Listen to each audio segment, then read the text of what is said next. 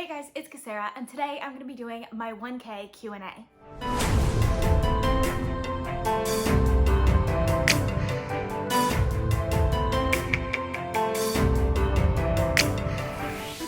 Of this month, I hit 1,000 subscribers. I put out a community post asking for your questions, so I'll be answering all of the questions that were submitted to me. I'm really excited for this. I've never done really anything like this before, where I just answer all of your questions. But before we get to that, I would like to thank all of you guys who subscribe to me, because I obviously wouldn't be here without you guys. Reading your comments and hearing your thoughts on my videos, they just keep me going and keep me wanting to post more. So really thank you all for subscribing to me. I grabbed my laptop here so I can read the questions. I don't know how long it'll take me to answer these questions, so I'm just gonna get into it. That's So Pedo asks, what are your favorite hobbies outside of reading? Which authors would you most like to meet? And what's the longest you've read in one sitting? So hobbies outside of reading, well, right now there's not that much because can't really go out and do anything, but I do like going for long walks. I'm working on jogging. I want being able to run a 10-minute mile, and probably after that less than a 10-minute mile. We'll see. I'm not the most athletic person, but I really do want to do that, and eventually maybe try a 5K. I don't know if that's gonna happen though. I'm also a writer. I love creating stories. I haven't published anything, in case you were wondering. No, I haven't even really finished anything, but I really love doing that. And of course, YouTube is a huge hobby of mine. I think another one that people would find surprising, I like roller coasters. So that's kind of weird. When I was little, we used to go to theme parks all the time. I live in Florida, obviously, so I live maybe about 5 minutes away from Disney World. I can get to Disney World really quickly, especially right now with it being closed. There's no traffic. Obviously, I'm not going to it right now. Disney's not one of my favorites, but there are tons of other theme parks in Central Florida in general that I just love going to, and I love roller coasters in general. I also love the beach. Seriously, if I can spend every day at the beach, I totally would. I love going to the beach and swimming at the beach. I love going on cruises. That seems like a weird thing to say, but again, I live in Florida, so it's not like I have to fly to the ports and then go on the cruise. So you can get a 3-day cruise for $200, and I like going on those. Those are fun. My most recent cruise that I went on was to Hawaii. Well, in Hawaii, around the islands of Hawaii, which was a lot of fun. We got to go to the beach a couple times too there, which I really enjoyed. But yeah, reading is kind of my main hobby. I do watch TV also. Actually, this week I've been watching a lot of TV. All of those things. The next question on there was, which author would you most like to meet? And that's a hard question because I honestly don't know. My first thoughts would probably be either J.K. Rowling or George R.R. Martin. I feel like those would be obvious. I think those are obvious ones that I obviously would like to meet. But I think right now, with how I feel this year, it would probably be Joe Abercrombie. I feel like he would be an author that I would just kind of fangirl out about a little bit if I ever met him. So yeah, probably Joe Abercrombie. And the last question she asked was, what's the longest you've read in one sitting? And I don't think I've ever timed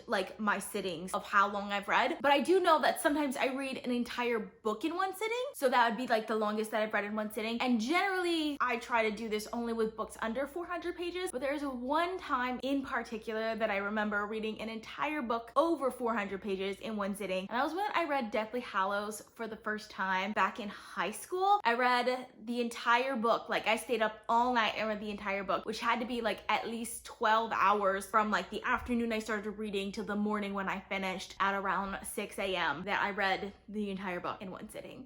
And I don't regret it. It was great. I reread the book literally the next week, and it took me longer. That was probably the longest I've ever read in one sitting. All right, so the next question, Elizabeth McKay asks, what is your fondest and best memory to do with books/reading? I'm gonna guess that this one is probably gonna be from childhood also, because I don't think I have necessarily fond memories from adulthood.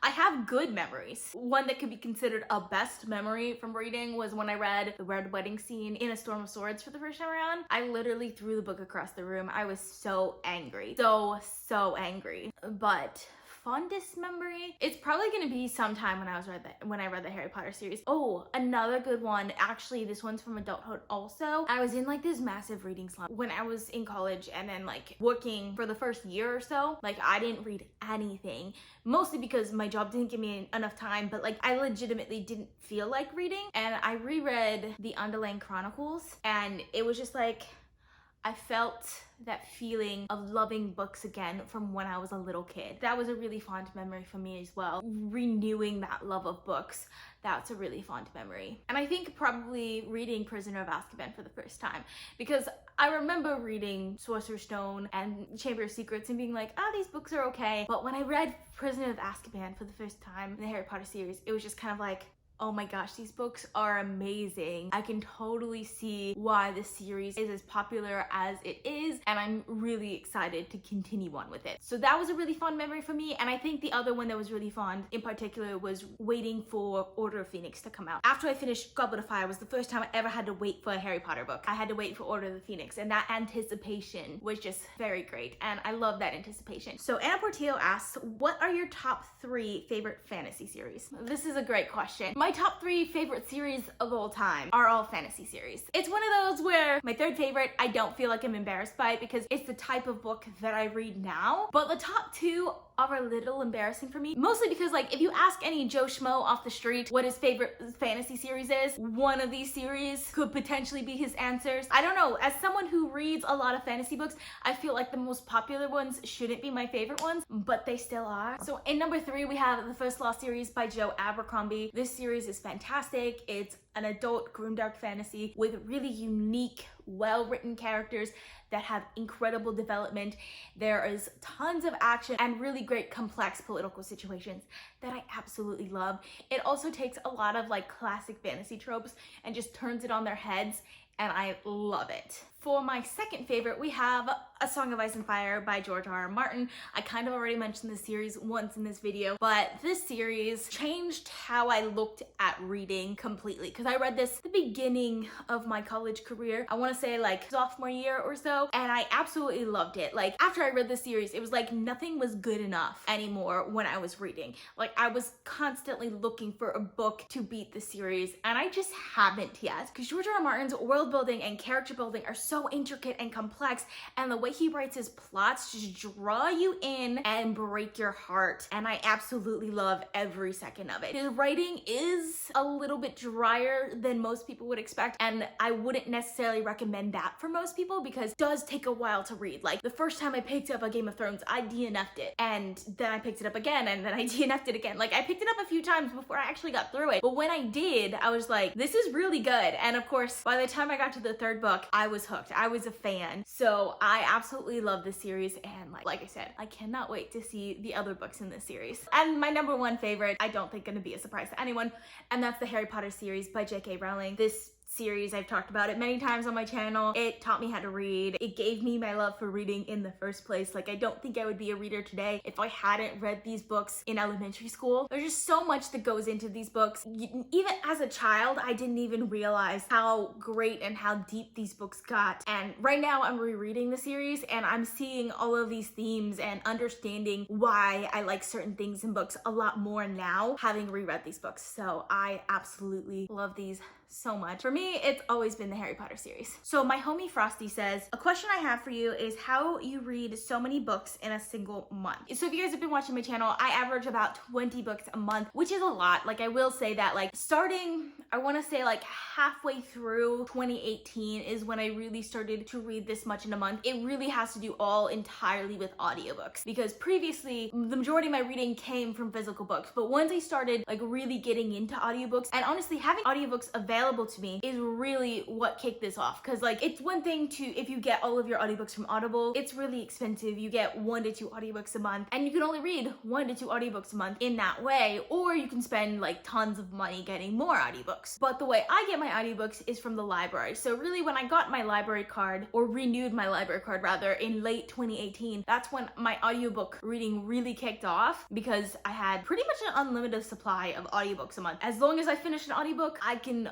borrow another one. In my library, I can borrow 30 books at once. So I can have 30 books just on my library cart waiting for me to just pick up. So every time that I just don't have time in the month to do physical reading, I listen to audiobooks instead. Or more likely, I read audiobooks and physical books at the same time. And a lot of times when I switch between the audio and physical book, I read the book a lot faster. So for example, I'll be sitting on the couch or just like relaxing and listening to the audiobook, and then I want to go to bed. So to go to bed, I'll go go brush my teeth, maybe take a bath or take a shower or something like that. So when I'm going to go to bed, I'll just switch to the audiobook really quickly. So I'll get an extra chapter or two in while I'm just doing my nighttime routine. When I wake up in the morning, I just switch on an audiobook as I'm doing my morning routine. And again, I go brush my teeth, go make breakfast, coffee, all of that stuff. I'm listening to my audiobook in the morning, so I get another 3 or 4 chapters in that I wouldn't have gotten if I was just physically reading. So that's, I think, probably the biggest thing that makes me read as much as I do. I do also read more than a significant amount of books physically, because I can read probably about 8 books physically while I read 10 to 12 books on audio every month. And I do think 8 books is a pretty standard amount to read in a month. Like, it's 2 books a week, as opposed to, like, I think the average would be like a book a week for like an avid reader. The reason why I can do that, because I've created reading to be a habit for me. It does help that I have a booktube channel. I will mention that having a booktube channel really motivates me to read more, because one, it gives me content to talk about, but also because I'm just paying attention to reading more. When I have a booktube channel and I'm making goals for myself, and at the end of the month, every month, I'm looking at how I met these goals and my statistics for how I'm reading, and just tracking that reading makes me more excited to read the next month, if that makes sense. So I think just setting goals for yourself and things like that can help you read more. The commenter here did mention that they can only read 3 to 4 books a month because they're in school. And I also will say, like, when I was in college, I didn't read nearly half as much as I do now. Like, I didn't track my reading back then, but I know for a fact that I didn't read as much as I do now. If I look at the books that I read during that time, a good majority of these books were either DNFs, or at least maybe I finished the first book in a series, but I never finished the series. Like, I thought about reading a lot of books, so there are a lot of books that I thought about reading back then that I never got to, which doesn't really happen now. Like, I think about reading a book, I pick it up and I read it. Like, that's a thing that happens. And also, you have to think about in college, you also maybe don't have as much access to fiction books. You're spending more of your money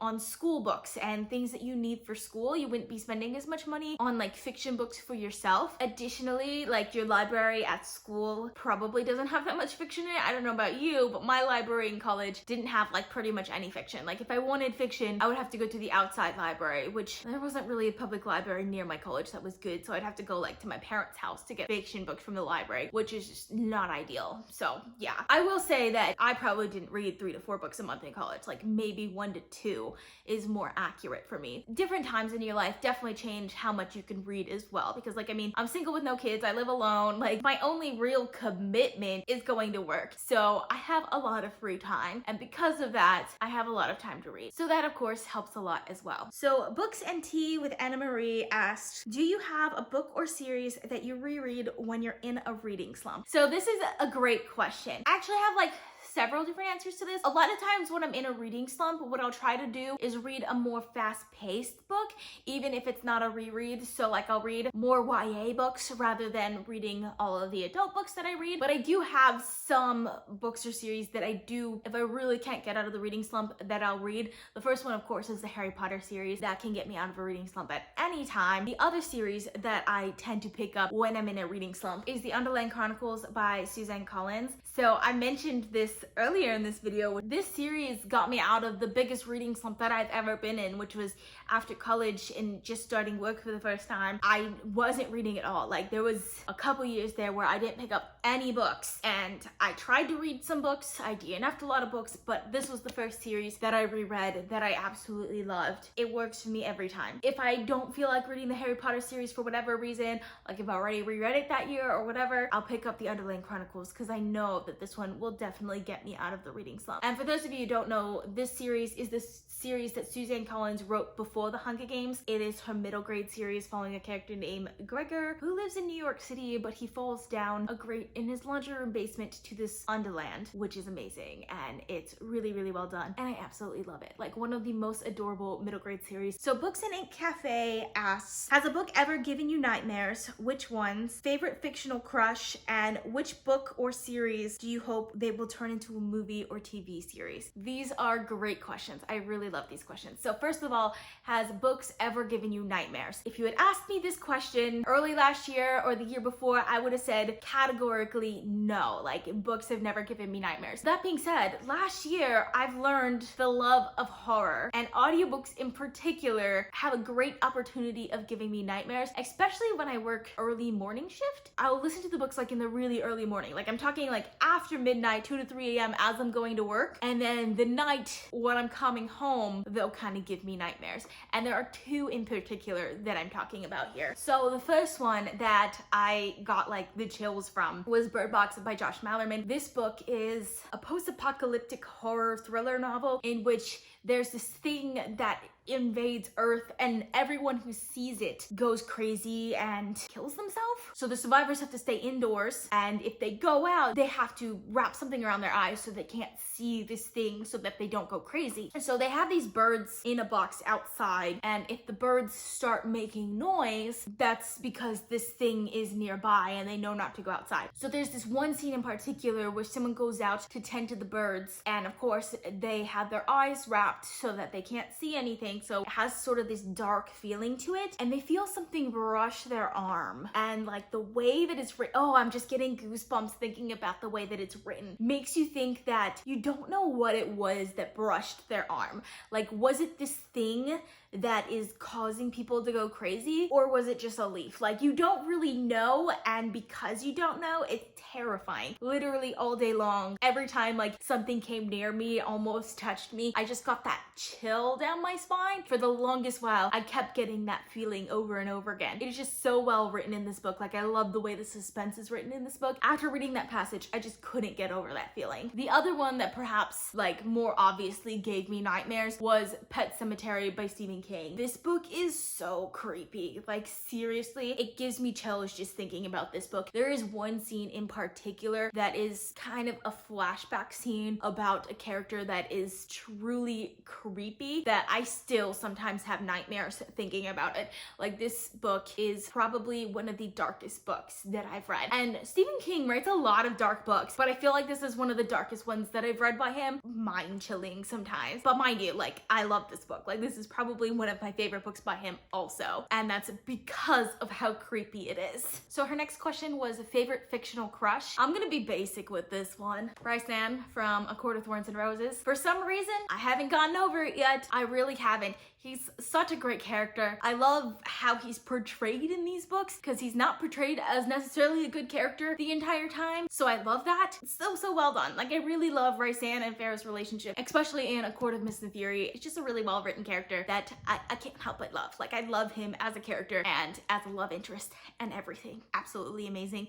And definitely my favorite fictional crush so far. So the last one was, which book or series would you like to be turned into a movie or TV series? So my first answer to that is the First Lost series by Joe Abercrombie. I think it would do amazingly well. Like, I don't know why they haven't considered this series yet, because it's really well done. It has such great characters that are put in hard positions sometimes, and I just think it would be such a great series to see on TV. Definitely as a TV series, not as a movie, because that would just be weird, and it's 9 books long. Like, you would need a little bit more than a couple of hours in order to really do this series justice, but I think it would be amazing. Another one that I think would be absolutely stunning on the big screen is Scythe by Neil Shusterman. I think this series could be a series of movies, and it would be really good. Like, it could be next Hunger Games level good, and I would absolutely love this, especially the ending to the second book, Thunderhead. I would definitely pay money to see that on a big screen because I think it would be just fantastically rendered in cinematic quality. I would love to see it. I also think both of those series explore themes and ideas that would draw in large audiences as well and would make great TV shows / movies. And lastly, Do Obliviate asks, what book got you into reading? So the easy answer to this question would be the Harry Potter series, because it's when I really started loving reading. But I think I wouldn't have even picked up the Harry Potter series if it wasn't for my mom reading books to me as a kid. And I think the book that I loved the most, and this might be a surprise to everyone because I don't think I talk about this like literally at all, is Green Eggs and Ham by Dr. Seuss. I absolutely loved that book as a kid. And mind you, this was before I even knew how to read. So I loved it so much that I memorized the book. So like people would sit down with me to read the book and I would just read the entire book to them. So they thought I could read, but I couldn't. I had just memorized people reading it to me. And I love that book so much. I absolutely love that book. I love Dr. Seuss in general. I think he does a really great job with really young children's books. I just absolutely loved it. Like the rhyming, the lessons that you learn from it, I think was just perfect for me, especially since I was a really picky eater as a child too. So like the entire book made sense to me and I really, really loved it. I think if I didn't have the love for that book, I probably wouldn't even have cared about reading at all later on when I first picked up the Harry Potter series. So that is all I have for you guys today. Let me know down in the comments some of your answers to these questions. I would love to discuss with you guys. I post videos every Monday, Thursday, and Saturday at 6 p.m. Eastern time, so consider subscribing. I also post bonus videos. If you want to be notified as soon as I upload, you can click that little bell icon. If you like this video, please give it a big thumbs up to support my channel. All social media links are in the description down below. Thank you guys so much for watching, and I'll see you guys next time. Bye.